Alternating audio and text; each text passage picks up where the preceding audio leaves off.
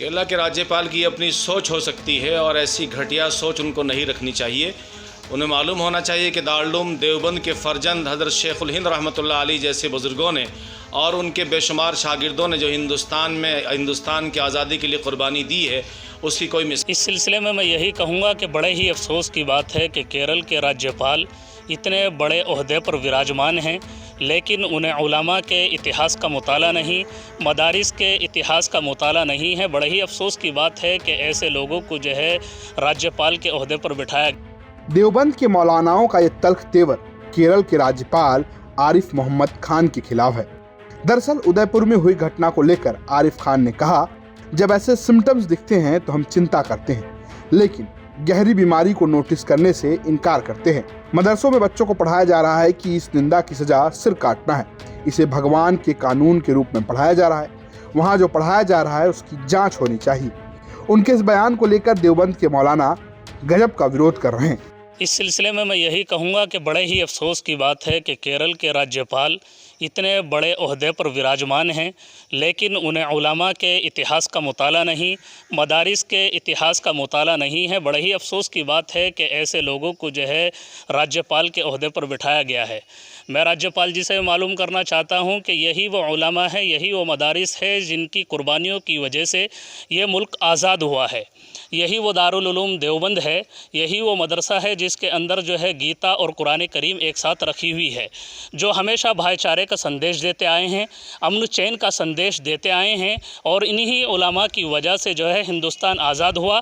अंग्रेज़ जैसी नापाक कौम जो है हिंदुस्तान छोड़ने पर मजबूर हुई, लेकिन आज राज्यपाल जी जो है इन्हीं मदारिस के ऊपर उंगली उठा रहे हैं। बड़े ही अफसोस की बात है, बड़े ही शर्म की बात है। केरला के राज्यपाल की अपनी सोच हो सकती है और ऐसी घटिया सोच उनको नहीं रखनी चाहिए।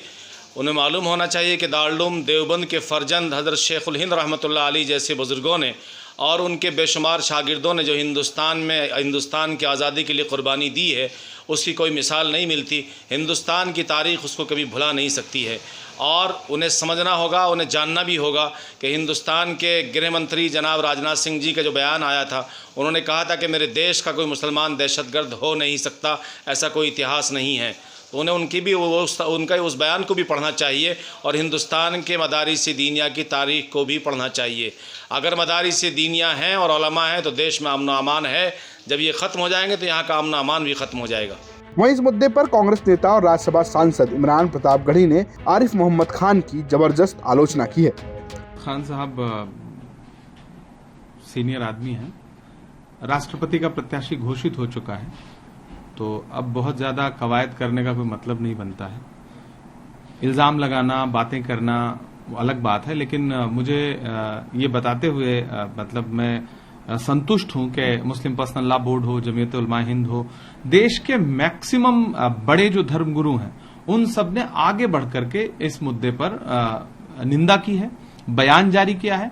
और मैंने खुद बात की, मैंने मुस्लिम पर्सनल लॉ बोर्ड के सदस्यों थे, जमीयत उलमा हिंद के जिम्मेदारों से खुद बात करके मैंने कहा कि आगे आकर के मुस्लिम धर्मगुरुओं को इस तरह की किसी भी बर्बरता के खिलाफ खुल करके बयान जारी करना चाहिए।